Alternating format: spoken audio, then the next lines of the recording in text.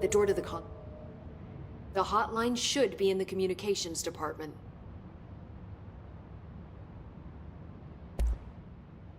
Where did the hiss come from? I'm not sure.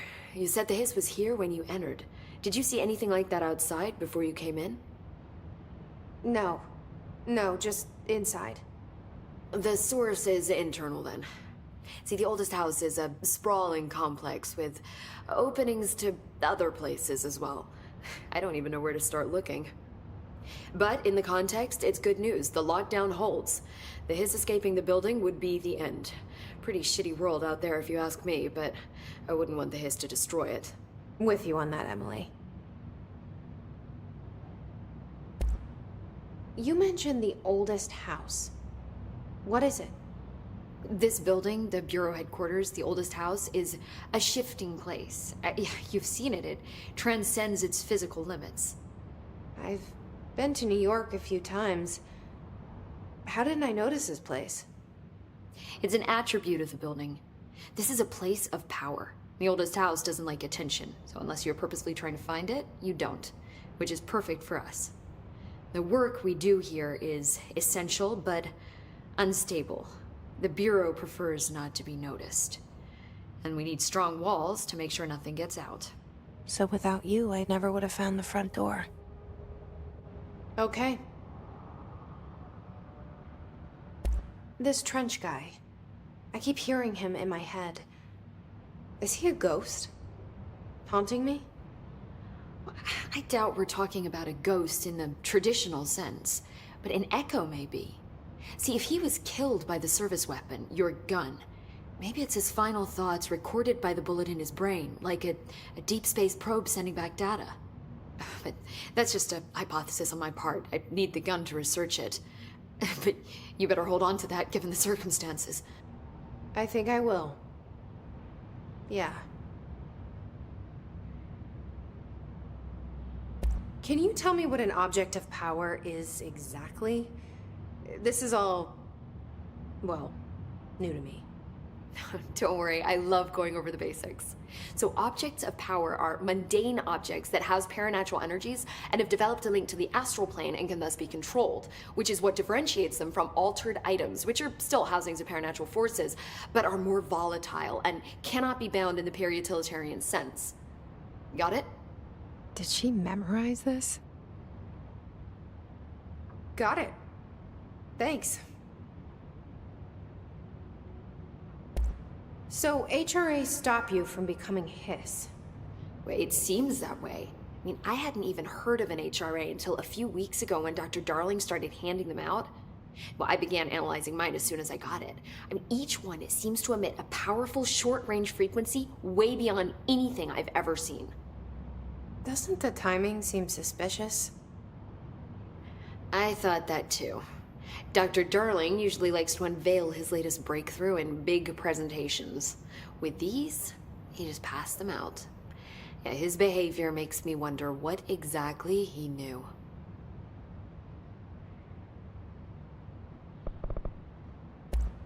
Thanks, Emily.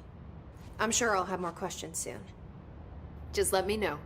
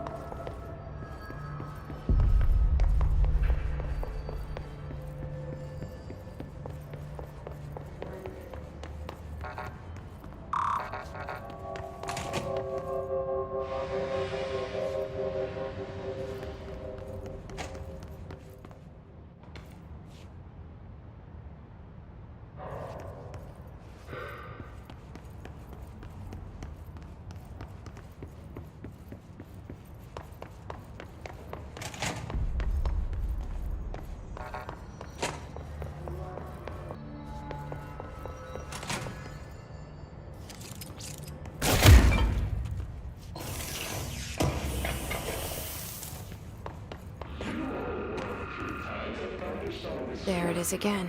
Our welcome message.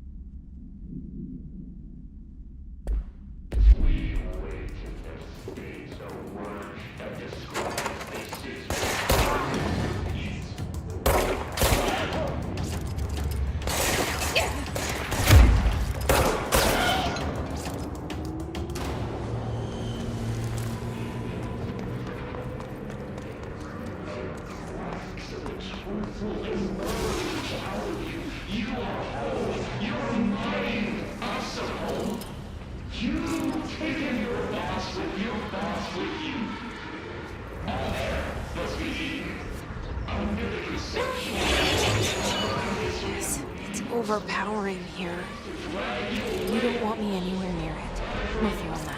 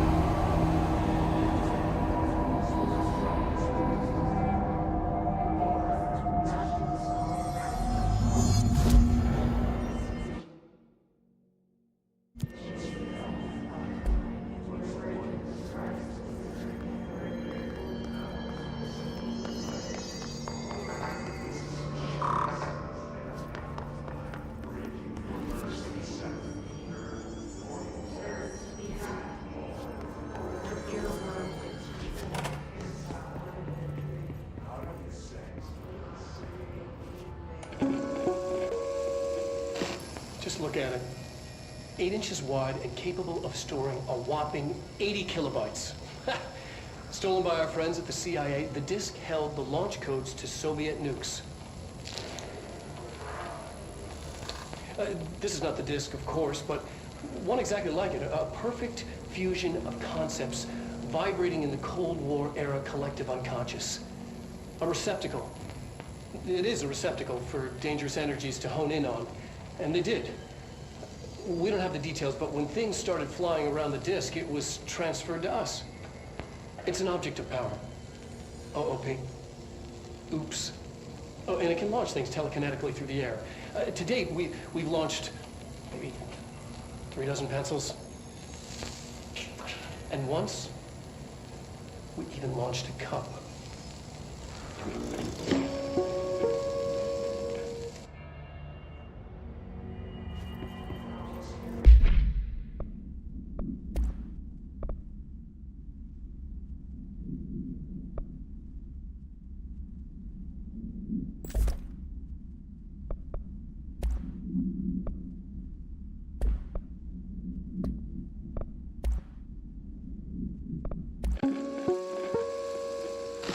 Just look at it. 8 inches wide and capable of storing a whopping 80 kilobytes. Stolen by our friends at the CIA.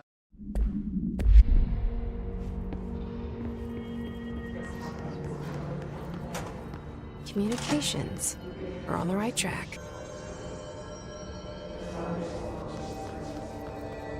Communications. We're on the right track.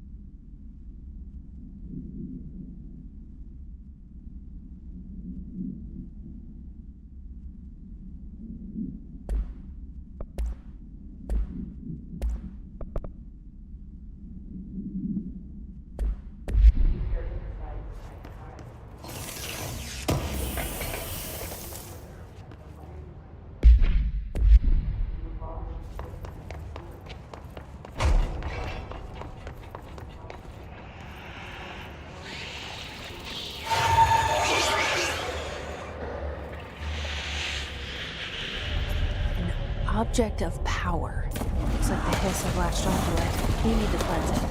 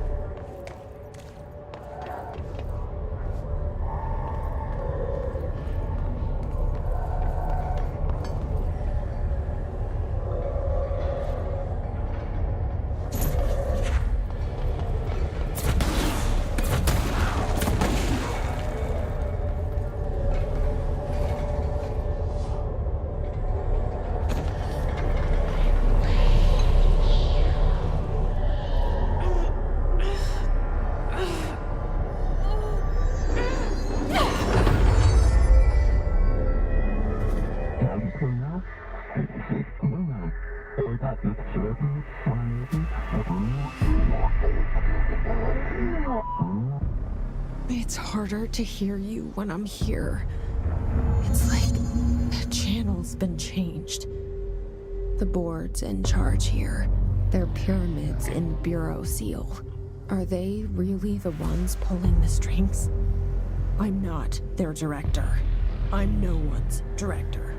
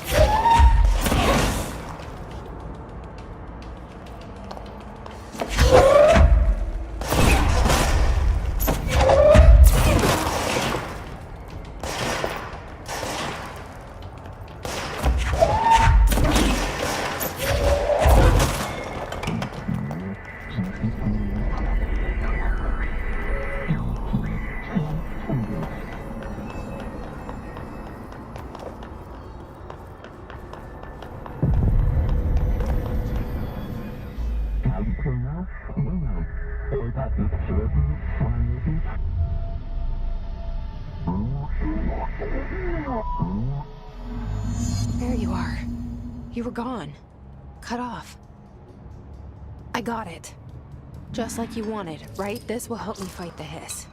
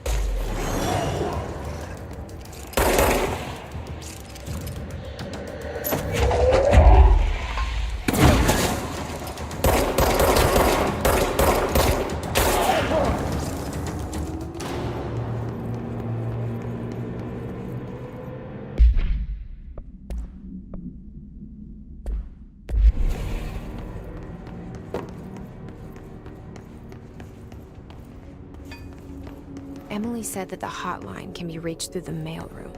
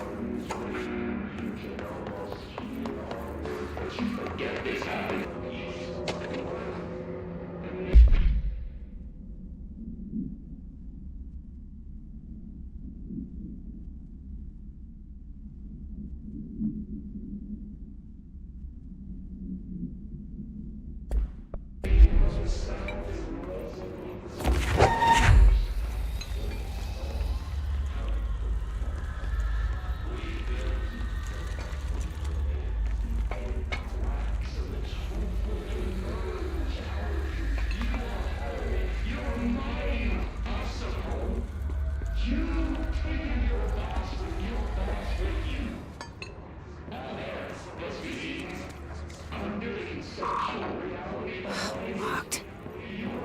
Maybe there's a key nearby.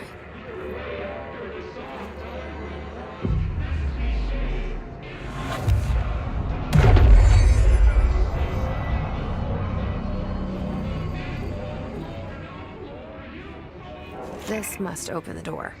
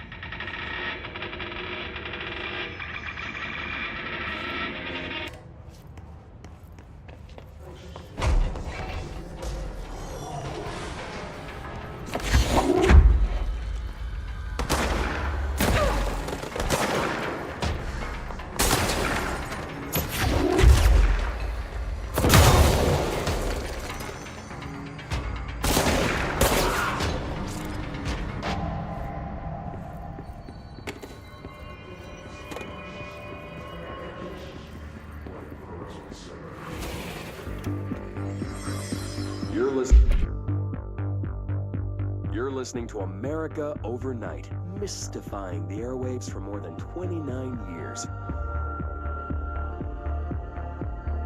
Thank you for staying up with us. Ghosts.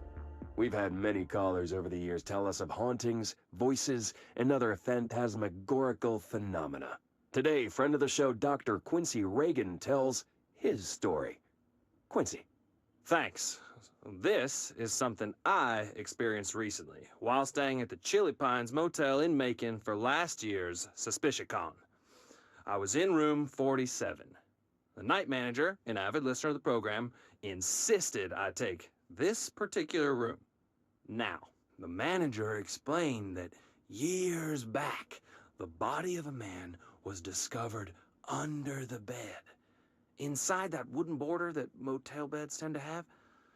And the body had been there a week, he said. Guests had stayed there, sleeping with the corpse a foot below them.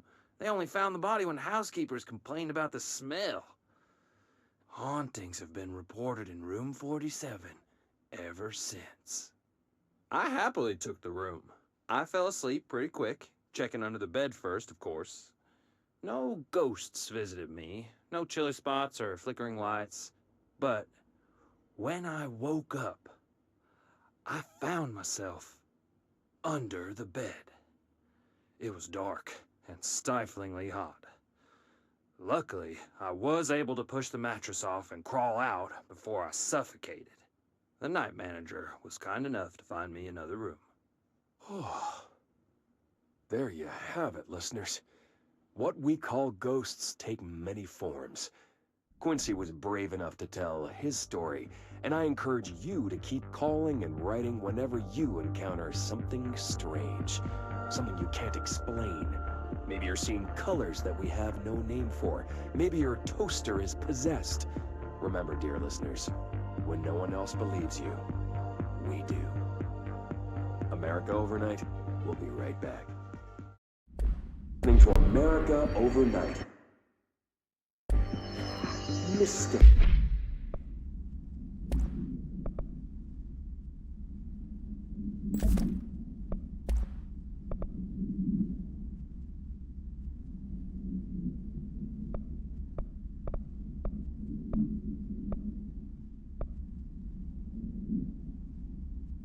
Flying the airwaves for more than 29 years.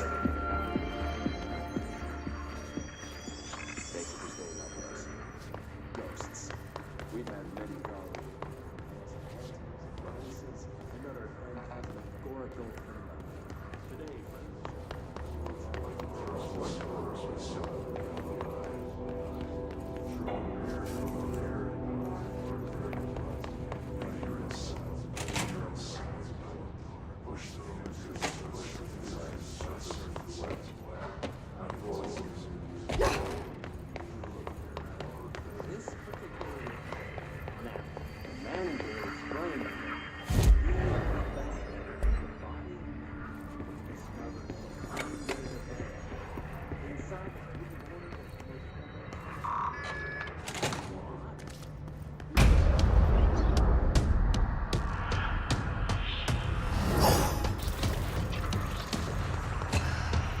They can fly now. Great.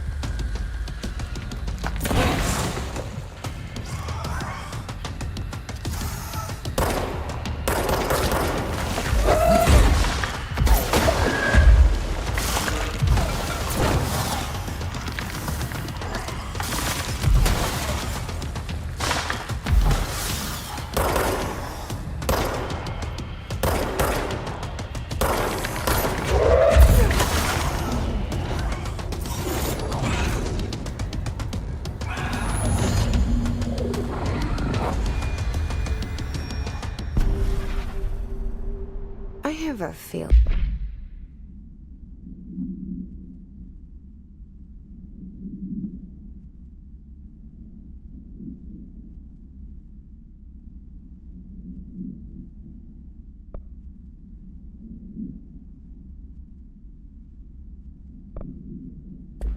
He'll be back.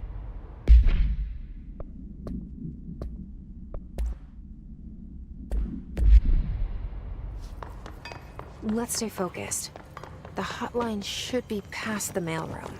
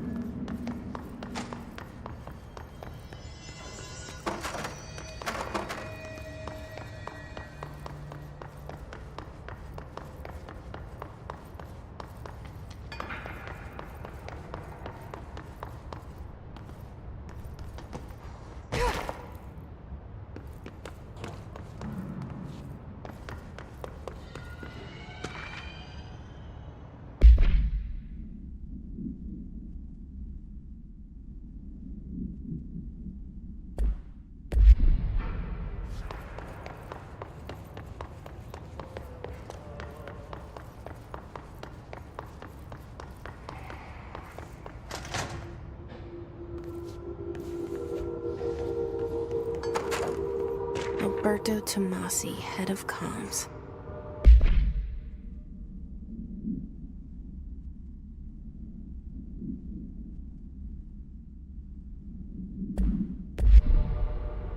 The hiss got him.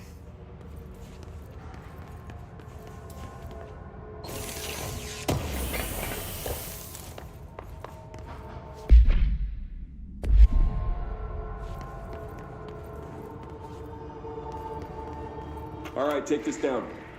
The situation in Cuba has been evaluated by the relevant authorities. The mysterious illness affecting the staff at the U.S. Embassy in Havana was caused by sonic weaponry in the hands of a foreign power.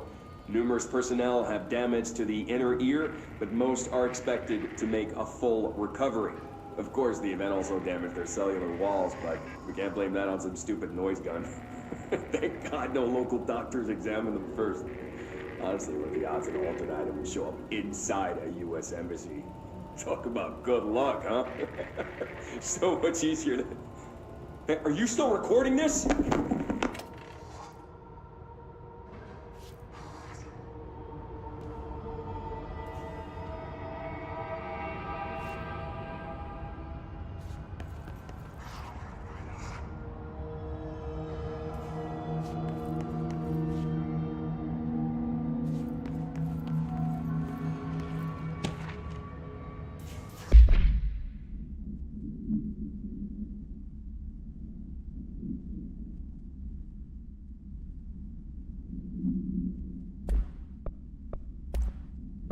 All right, take this down.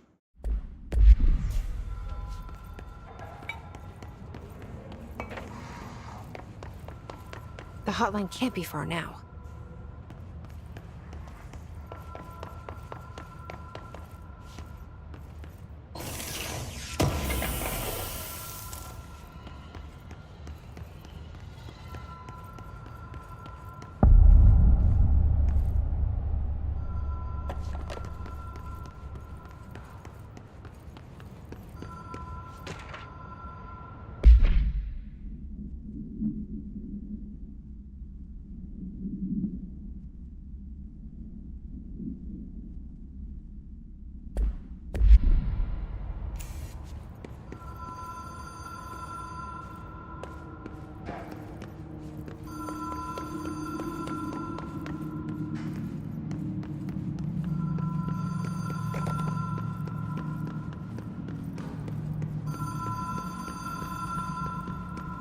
Ocean View Motel and Casino. Green logic. The light switch cord. Door marked with the black pyramid.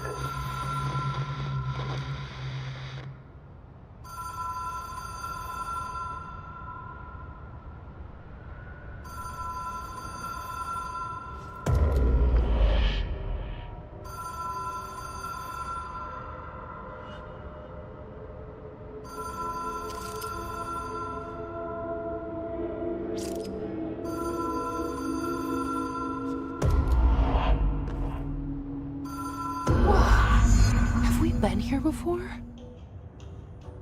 No. I've stayed at a lot of roadside motels across the country, on the road, on the run, under the radar. This feels like all of them, like something recognized from a dream.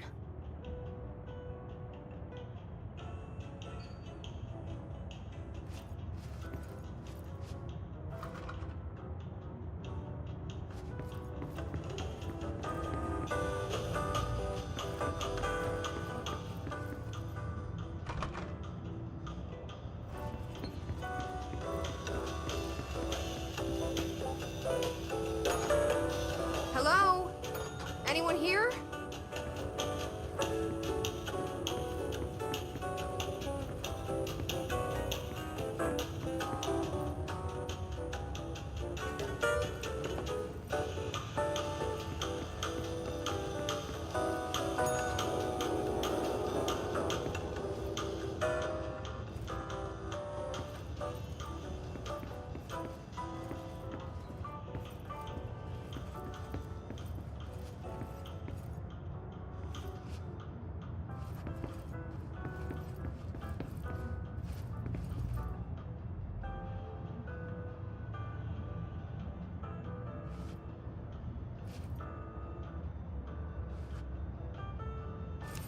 Key has a black pyramid on it.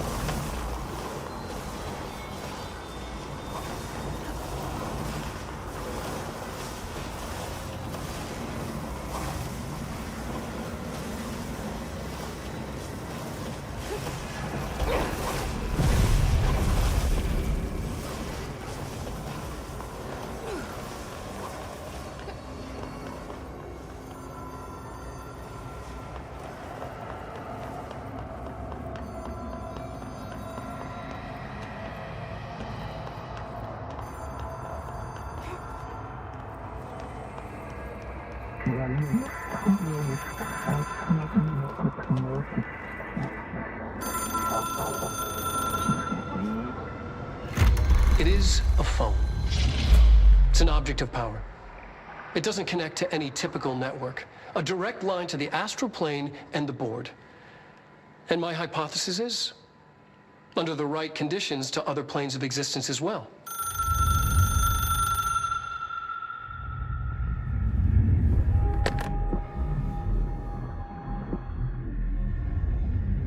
A director needs a team. My management team.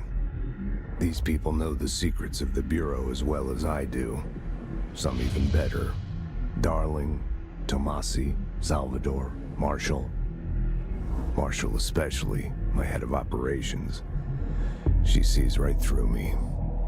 She knows I don't like relying on people. The only person you should fail is yourself. But things change when you become director.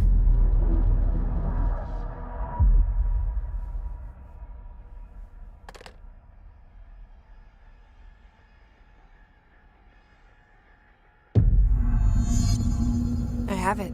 The hotline. I can reach Trench. Well, listen to him. He feels more like an echo. An echo with important info. I need to get back to Emily.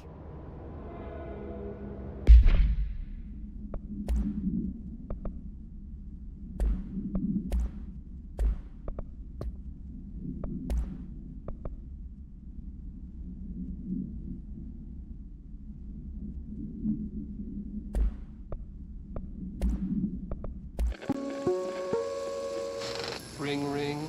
It's Dr. Darling calling. In 1978, a comms department intern heard the hotline ring and picked it up, going against every safety protocol in the manual. She never recovered. And the handful of witnesses required extensive memory repression therapy. It is a phone. It's an object of power. It doesn't connect to any typical network. A direct line to the astral plane and the board. And my hypothesis is, under the right conditions, to other planes of existence as well. Our very own Ouija board. Only the director can answer it safely, and what he hears is kept classified.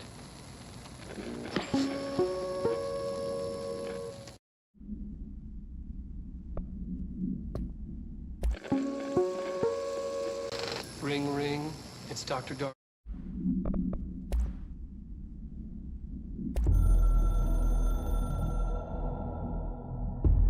It took us a long time to learn how to stabilize the control points, the ley lines, the meridians of the oldest house. Darling found a way to soothe this beast. We discovered we must cleanse control points of all interference. It's my duty as the director, like Northmore before me. I couldn't manage it in my own house, at my home. I'll damn well do it here. Without the control points, the oldest house would swallow us alive. We'd be sealed inside an endless labyrinth, and no one would hear our screams. If an enemy ever managed to corrupt the control points, it'd be over fast, spreading like a cancer, leaping over the fire breaks like a crown of fire. They are the weak point. Darling's right about that. He's wrong about everything else. Dangerously wrong. Suspiciously wrong. Has he been compromised?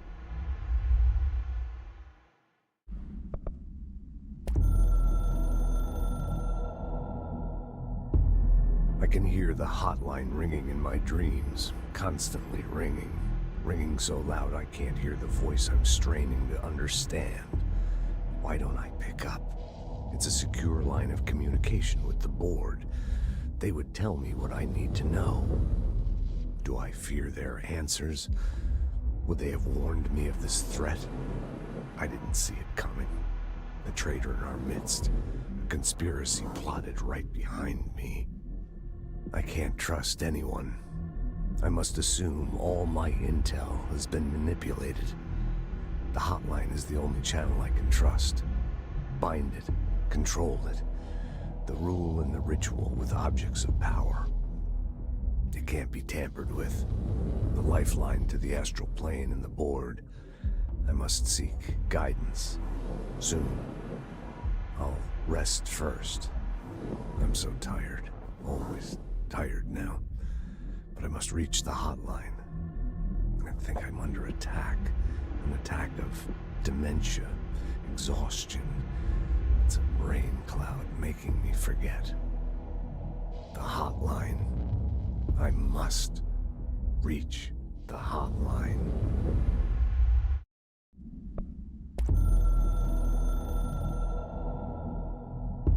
A director needs a team. My management team. These people know the secrets of the Bureau as well as I do. Some even better. They have proven themselves. Darling, Tomasi, Salvador, Marshall. Marshall especially, my head of operations. She sees right through me. She knows I don't like relying on people. The only person you should fail is yourself. So I followed my own orders. Northmore hated my guts for that. But things change when you become director. You suddenly see this dark void for the horror show it truly is, filled with screaming fear we pretend to control. Sand leaks through my fingers. The roses I pruned in the garden back when I still had a family, all dead. Heat escapes my body. My thoughts are scattered. The universe keeps expanding. I can't keep up with it alone. When I forget that, things go wrong. And my team has to pick up the pieces. Damage control. To help me get out of my mess.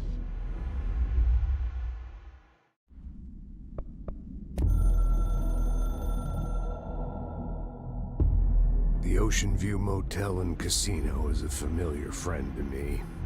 I stayed in countless motels like it while investigating AWEs across the country, back in my field agent days. Those roadside motels all bleed together like a dream. Same and not the same. Anywhere and nowhere. The Ocean View operates on dream logic, and the light switch cord leaks out to be found in the most unexpected places, and sometimes successfully encouraged to appear and act as a convenient lock to keep out those not trained in dreamscape navigation. Even Bureau veterans can only find one key in the motel. The key that opens the door marked with the inverted black pyramid. The rest, the many other doors, are still mysteries to us. We're all merely guests there. Even the board. Sometimes I need to visit, just to breathe easier for a while. It beats the numb, sterile apartment I spend my nights in, insulated from everything but myself. I guess that's where the whiskey comes in.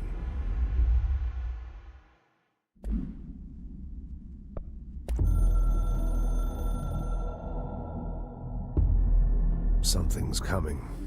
The whispers growing louder. The worst winter storm in Bureau history. Retribution for my sins. Our sins. This threat could destroy the Bureau, everything I've built. Destroy me. A web spun, turning this place against me. I catch glimpses of it in the corner of my eye. It's just out of reach. Elusive. It's clever. A perverse game of hide and seek. Is this part of an attack? Obfuscating the facts? Dimming my eyes? It's hard to tell. I need answers. I haven't heard back from Darling. I fear for my friend, my closest ally. I think we made a terrible mistake all those years ago. That thing he studies is putting us all in danger. It's my duty as director to keep the Bureau safe. It'll be difficult. What's done can't be undone. There's no easy fix. Magical thinking is a requirement for survival. Pain and suffering are mandatory. To change things, you have to break yourself. I don't know if I have the strength. I'm old and weak. I'm afraid. I can see my hands trembling. I'm losing control.